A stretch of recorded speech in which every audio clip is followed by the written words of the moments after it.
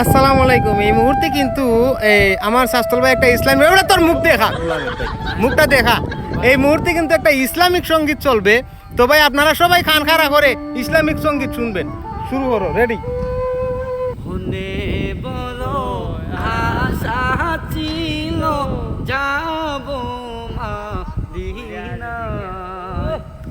মনে বড় আশা ছিল যাব মদিনায়। সালাম আমি করব গিয়ে, সালাম আমি করব গিয়ে নবীজির রওজায়। মনে বড় আশা ছিল যাব